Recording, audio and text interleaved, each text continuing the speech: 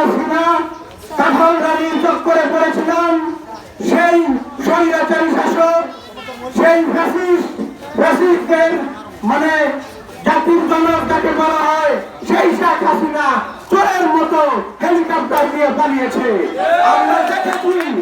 আমরা দেখেছি, আমরা কথা বলতে পারি নাই, সত্য বলতে পারি নাই।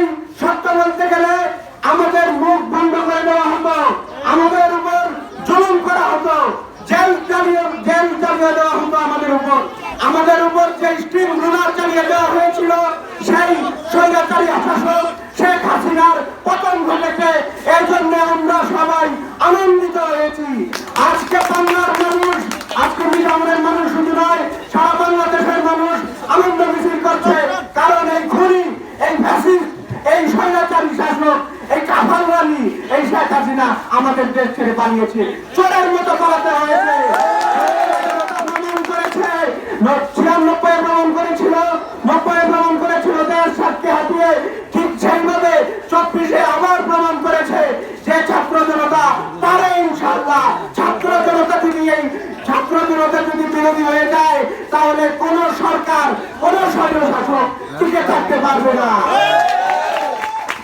আমি কথা বলতে গেলাম, যেই কথা আমি সংক্ষেপে বলে শেষ করে দিব। আমার শ্রদ্ধেয় ভাইরা, শ্রদ্ধেয় শ্রোতারা, সকলেই আমার কথাটি মন দিয়ে শুনবেন।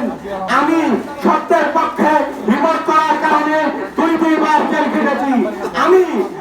আমাকে ডিবি অফিস থেকে ডিবির পুরো টিম নিয়ে আমাকে উঠিয়ে নেওয়া হয়েছিল। আর আমার বিরুদ্ধে মামলা না পেয়ে সাধারণ একটি ওয়াইলাসের মামলা দেওয়া হয়েছিল। এভাবে আমাকে নির্যাতন নিপীড়ন করা হয়েছিল, তবুও সত্যের পথ ছাড়ি নাই।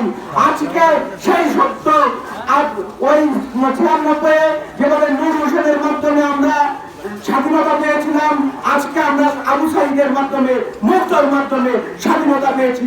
এই স্বাধীনতা যেন চিরমলিন থাকে, সেই বক্তব্য, সেই প্রত্যাশাকে সামনে ব্যক্ত করে আমি আমার বক্তব্য শেষ করছি। বাংলাদেশ জিন্দাবাদ, বৈষম্যবিরোধী ছাত্র আন্দোলন জিন্দাবাদ। আসসালামু আলাইকুম। ধন্যবাদ।